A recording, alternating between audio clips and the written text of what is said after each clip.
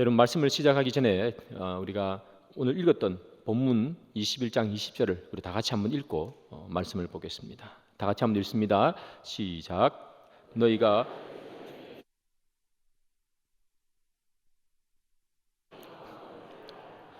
예루살렘이 군대에게 에워싸이는 것을 보거든 멸망이 가까운 줄 알라.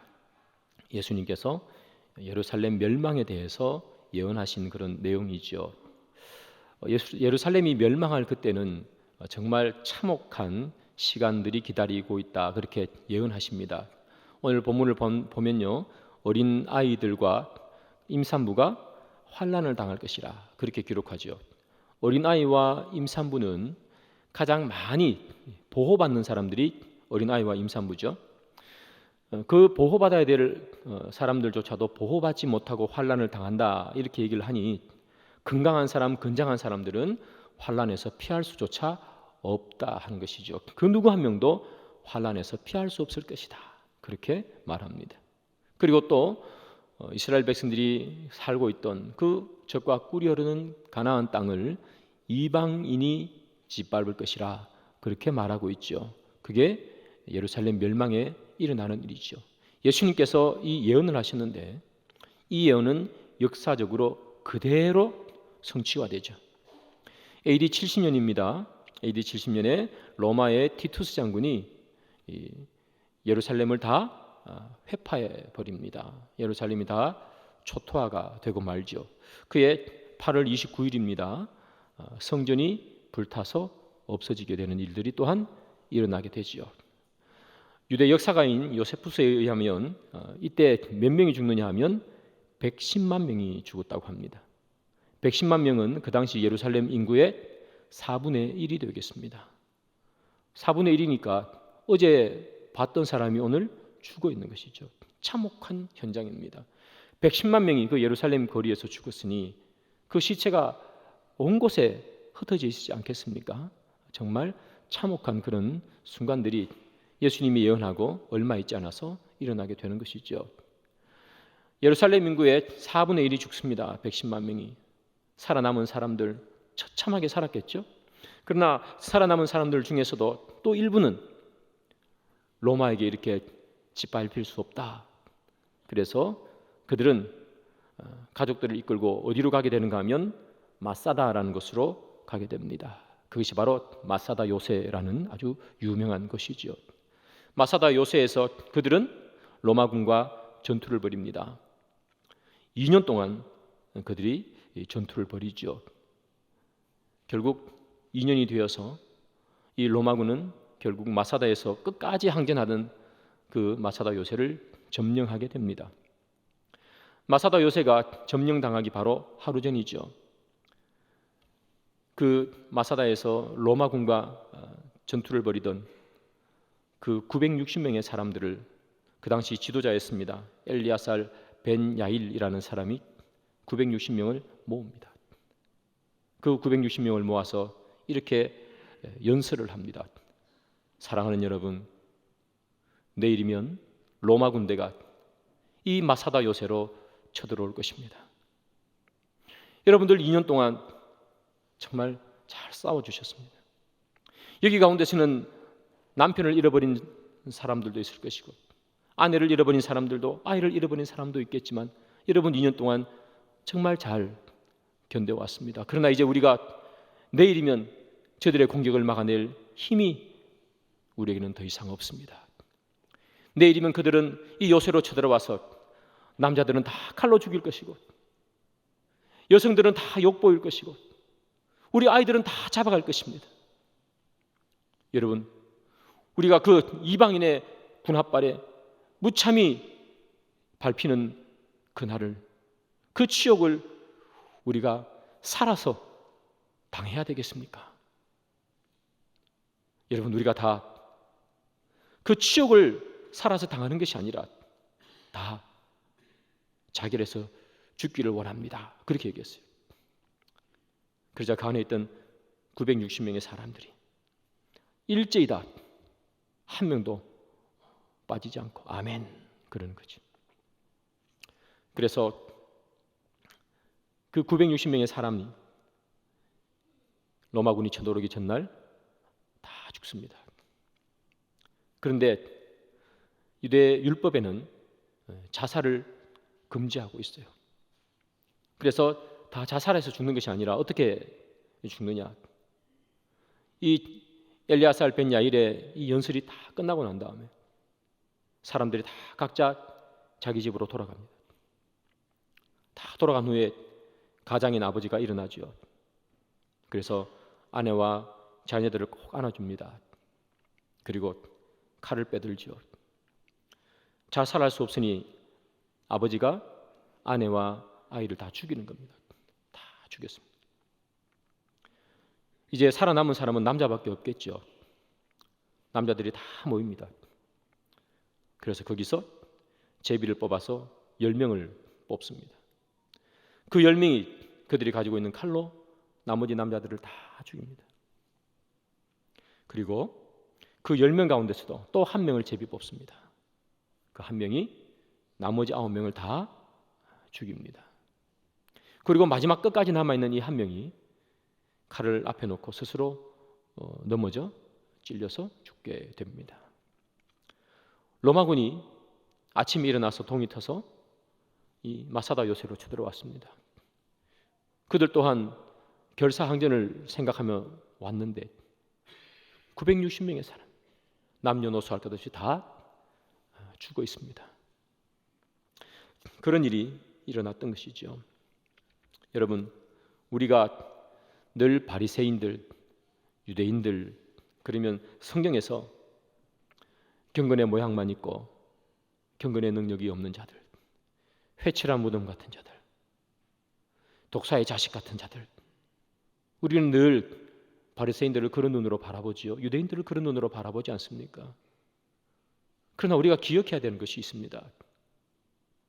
그들이 믿는 하나님, 그들이 믿는 이 유일신 하나님이 그 신앙을 짓밟히기 싫어서 자기 손으로 자녀를 다 죽이고 결국 자기도 죽는 이들의 신앙의 결사항전의 모습을 보면 우리가 바리새인들을 바라보면서 저들이 회칠한 무덤 같다고 우리가 과연 그들에게 돌을 던질 수 있는가 하는 생각을 하게 됩니다.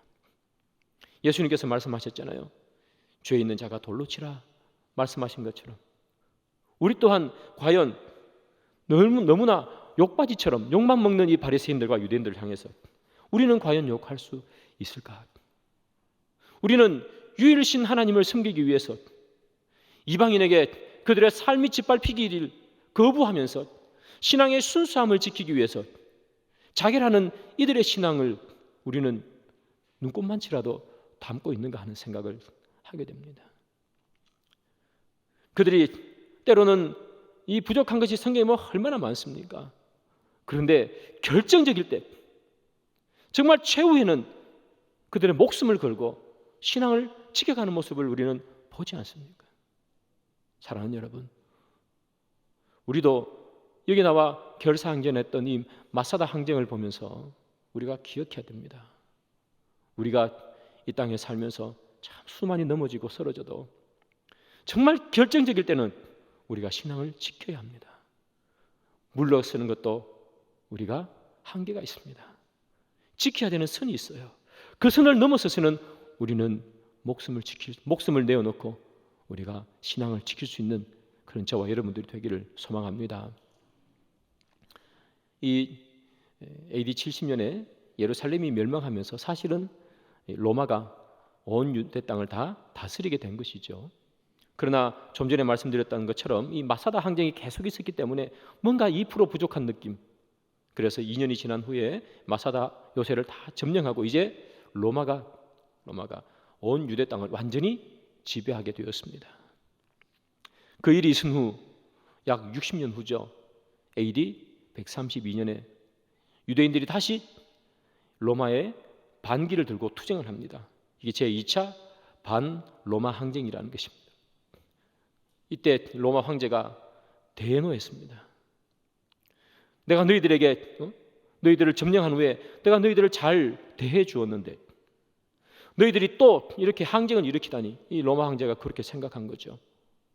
그래서 반란을 일으킨 이 유대인들을 다 몰살시켜버리고 어떤 정책을 펴느냐 하면 너희들 유대인들 이제 예루살렘에 못 들어가, 이런 정책을 펴니다. 그때부터 유대인들은 자기 나라에서 살지 못하고 온 세상으로 이렇게 흩어져서 디아스포라 그렇게 부르죠. 유대인으로 살아가게 되었던 것이죠. 2000년 동안 그들은 그렇게 떠돌이 생활하면서 때로는 세계 2차 대전의 그 홀로코스트라 그러죠. 대학살을 당하는 그런 아픔도 겪게 됩니다. 그리고 1948년 5월 14일에 다시 그들은 지금 살고 있던 그 팔레스타인 땅에 다시 들어와서 이스라엘을 건국하게 되는 것이죠. 여러분, 역사 속에서 이런 일들이 벌어졌습니다. 예수님의 예언의 성취죠.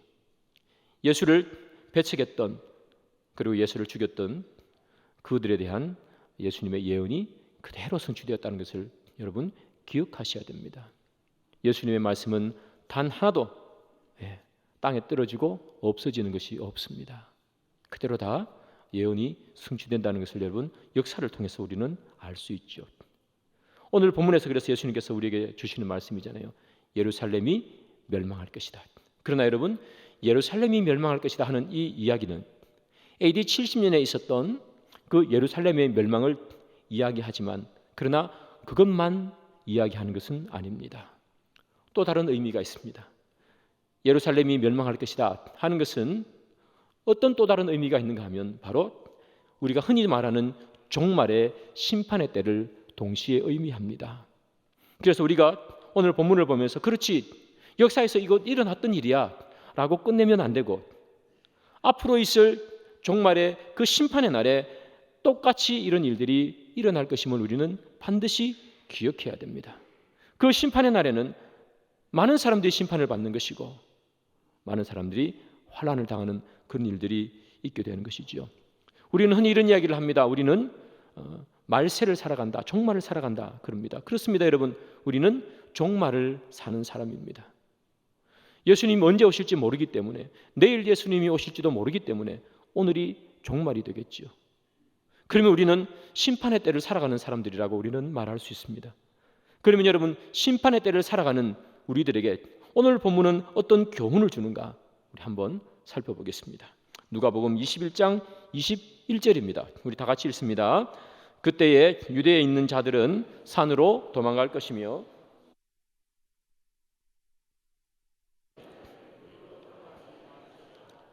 촌에 있는 자들은 그리로 들어가지 말지어다. 여러분, 방금 읽으셨는데요, 뭐라고 얘기하는가 하면 환난 날에 다 나가라 그러죠. 보십시오. 유대에 있는 자들은 산으로 도망할 것이요, 산으로 도망가랍니다. 성 내에 있는 자들은 어떻게 하라고요? 나가라 그러죠. 촌에 있는 자들은 돌아가지 말지어다. 성 안으로 돌아가지 말라는 거예요. 여러분, 이 당시에 전쟁이 있거나 어떤 난리가 있으면 사람들은 다 어디로 옵니까? 성 안으로 와야 됩니다. 여러분, 사극이나 영화 같은 걸 보시면 조선시대 때 뭐 이럴 때 나라에 난리가 나면 사람들이 다 보찜지고 어디 와 있어요? 성 앞에 다 서 있죠. 성 문 열어달라고. 여러분, 전쟁이 나거나 어려움이 생기면 사람들은 다 성 안으로 와야 돼요. 왜냐하면 성 안에 오면 성이 그들을 지켜주잖아요. 성 안에는 뭐가 있습니까? 군인들이 있잖아요. 그래서 사람들은 다 전란이 있거나 전쟁이 있으면 밖에 사는 사람들도 다 어디로 와요?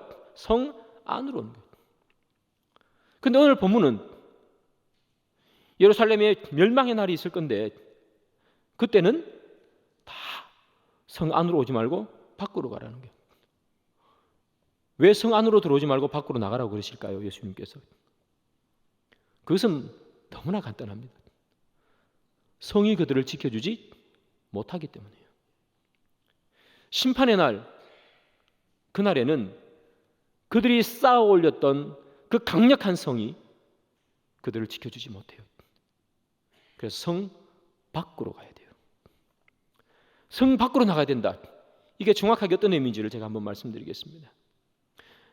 예수님께서 제자들을 먼저 갈릴리 건너편으로 보내세요.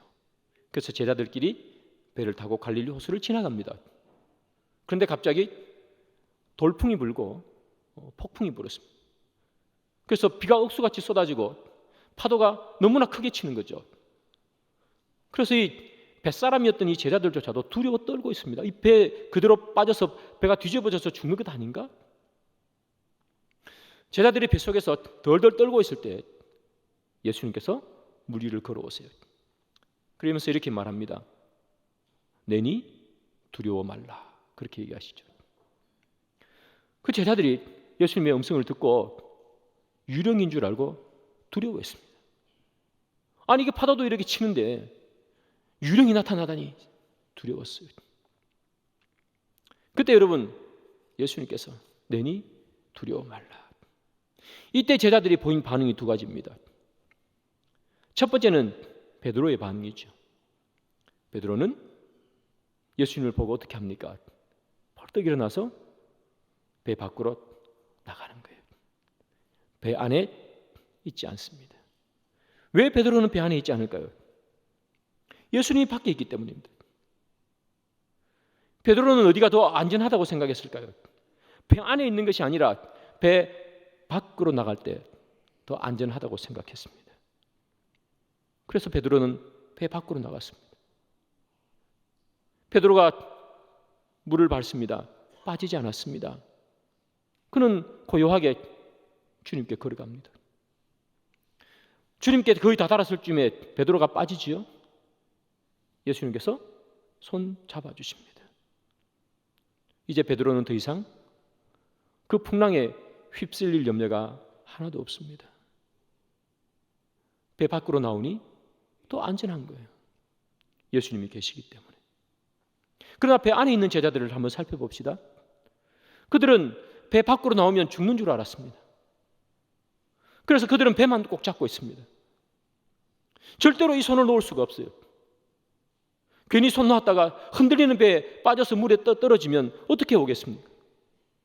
그래서 제자들은 그 두 손으로 배를 꼭 잡고 배 밖에 나가려 하지 않습니다. 그래서 계속 그들은 파도 치는 뱃속에 있게 되는 거예요. 배 밖으로 나와야 안전할 텐데, 배 밖으로 나와야 주님께서 잡아주실 텐데, 그것이 바로 성 밖으로 나가라는 의미겠죠. 여러분, 우리는 늘 성 안에 살기를 원합니다. 안전하기 때문이죠. 그래서 우리는 늘 우리들이 만들어 놓을 수 있는 수많은 성을 쌓아놓습니다. 세상이 어떻게 공격해도 우리가 다 막아낼 수 있도록 우리의 삶 속에서 많은 성을 쌓습니다. 재물로 성을 쌓습니다. 학벌로 성을 쌓습니다. 사람들과의 인과관계 속에서 그래서 학연과 지연으로 성을 쌓아놓습니다. 세상에서 힘이 있는 사람들은 권력으로 성을 쌓아놓습니다.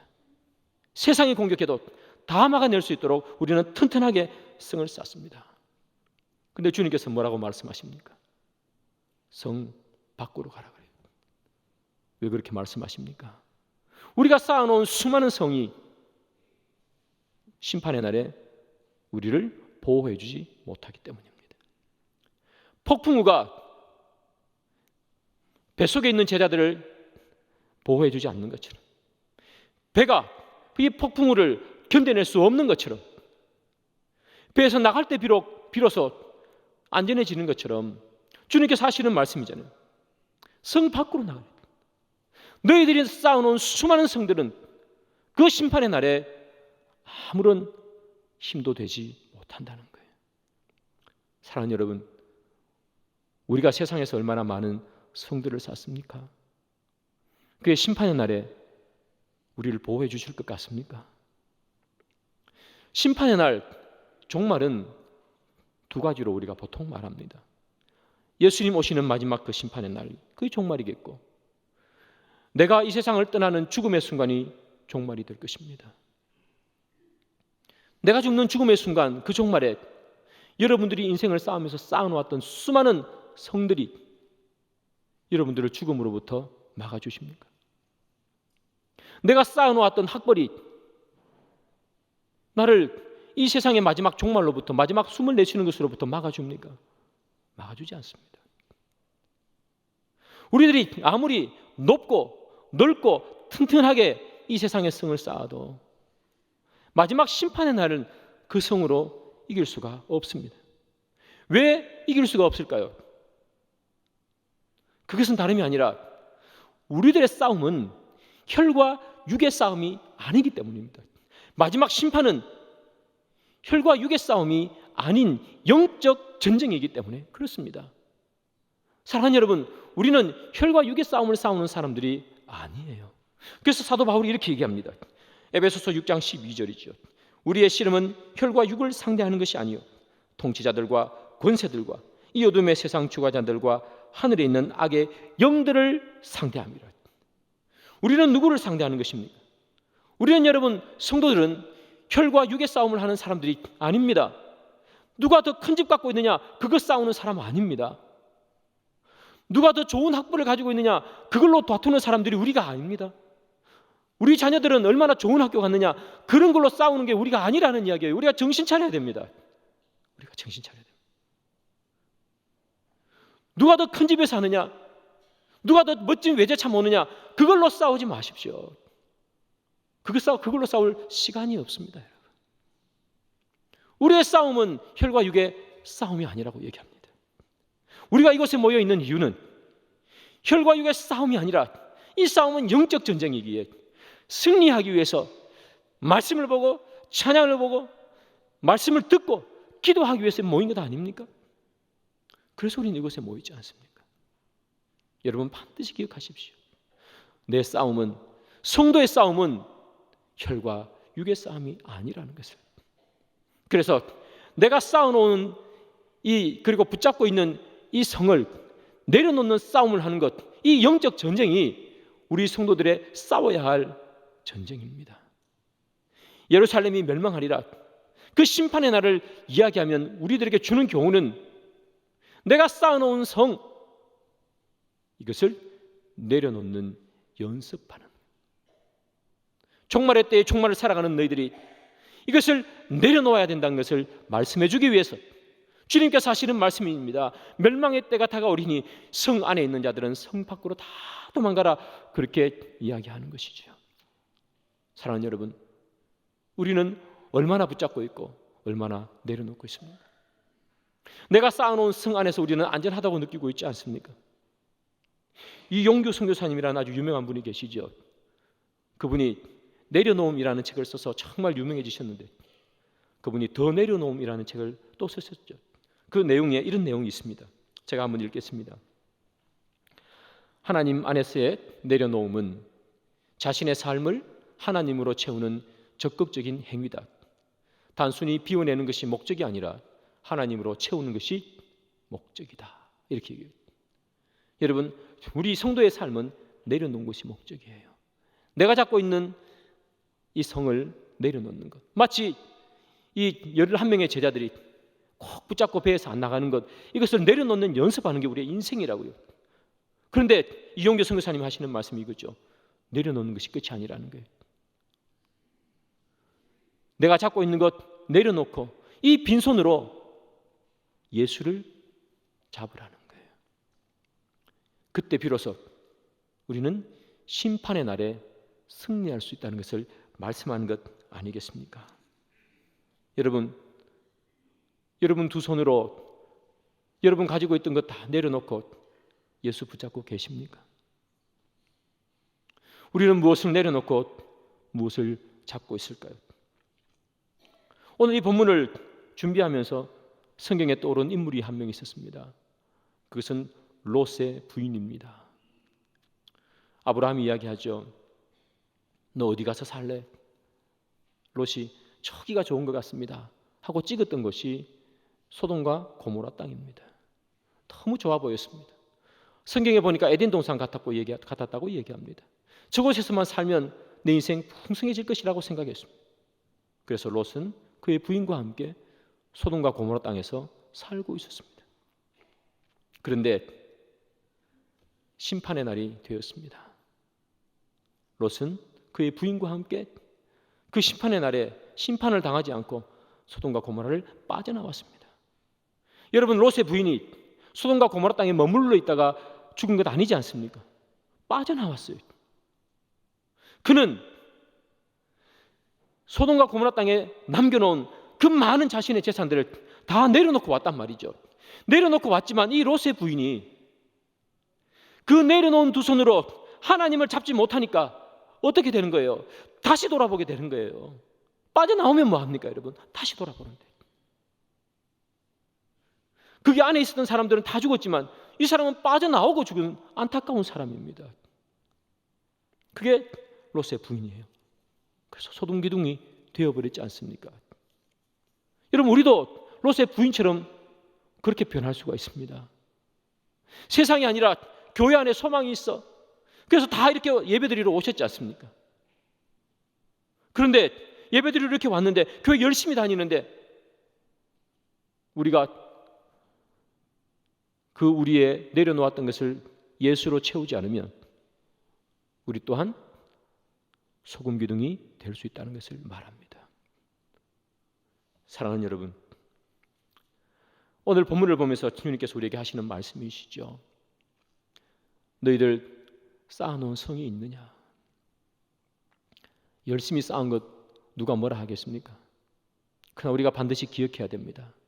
내가 이 땅에 살면서 열심히 쌓아놓은 것 좋지요. 그러나 그것이 마지막 때에 우리를 지켜주지 못한다는 것. 열심히 쌓되 언제든지 내려놓을 수 있는 연습을 해야 된다는 것. 그것을 우리에게 말씀해 주는 것이죠. 이 땅에서 우리가 살면서 쌓아놓았던 그것들이 절대로 우리를 보호해 주지 못합니다. 그 안에 예루살렘 성 안에 살았던 110만 명이 죽었다고 말하지 않습니까? 성 안에 있으면 다 그렇게 됩니다. 밖으로 나가라 그러잖아요. 여러분, 우리가 마지막 날 되면, 심판의 날 이르면 우리가 늘 생각하는 게 뭡니까? 무슨 일이 있을까 하는 것 아니겠습니까? 무슨 징조가 있느냐? 무슨 징조가? 핵폭탄이 날아다닌다. 야, 마지막 징조가 아니냐? 우크라이나와 소련이 싸우다 그러다가 세계 3차 대전이 일어나고 핵폭탄이 일어나고 그러면 이게 심판의 때가 아니냐?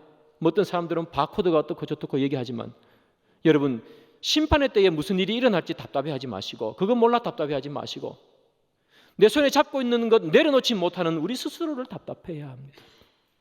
성 밖으로 나가라 그러는데 계속해서 성 안에 머물러 있으려고 하는 우리를 답답해해야 돼요. 마지막 날 무슨 징조가 일어날지 그거 알아서 뭐 합니까 여러분? 내가 예수 잘 믿으면 그만인 것을. 예수 못 믿는 내가 답답한 것이지 마지막 날에 무슨 징조가 일어날지 그거 알아서 뭐 합니까? 주님 우리에게 얘기하시잖아요. 성 안에 있지 말라고요.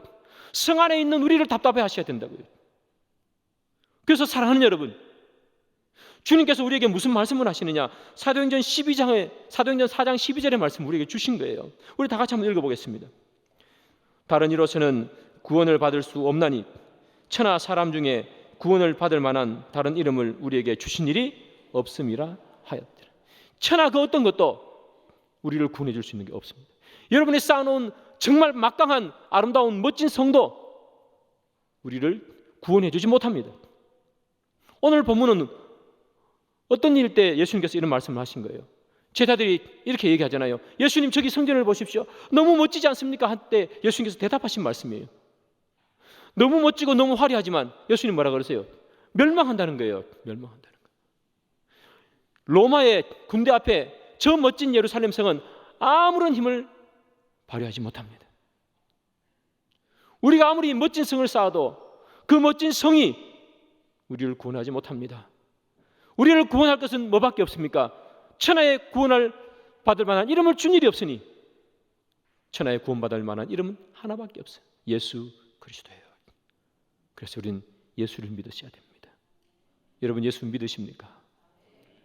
여러분 진짜 예수 믿으십니까? 우리 가운데 예수를 믿지 못하는 분들이 있다면 예수 믿으시기 바랍니다.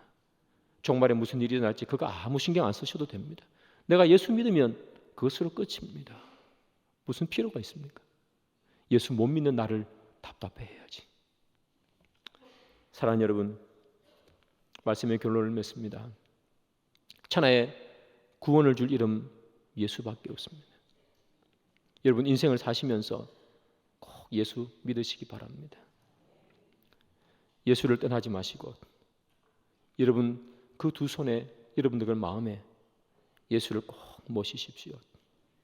그러면 걱정이 없고 근심이 없습니다. 무슨 일이 날지 어떤 일이 날지 두렵지 않습니다. 예수가 없어 두려울 뿐입니다. 우리에게 구원을 주시는 그 예수, 멸망의 날조차에도 우리에게 산성이 되시는 그 예수, 그 예수를 여러분 두 손에 꼭 붙드시길 바라고, 부디 이 롯의 부인처럼 소돔과 고모라 다 빠져나와 죽는 이 어리석은 그런 일을 범하지 마시고 정말 이곳 예배당에서 예배를 드리고 말씀을 보며 기도하면서 정말 예수를 잘 믿으시는 여러분들 되기를 바라고, 우리의 평생의 소원이 하나 있다면 주님, 내가 예수 잘 믿고 싶습니다. 예수 잊지 않도록 도와주십시오. 그 칼날 앞에서 목숨을 버려가며 신앙을 지켰던 그 마사다의 그 요새에 있었던 그 사람들처럼 주님, 나도 예수 하나 보고 우리 인생 살게 도와주십시오. 예수 믿는 여러분 되기를 주님의 이름으로 축복합니다.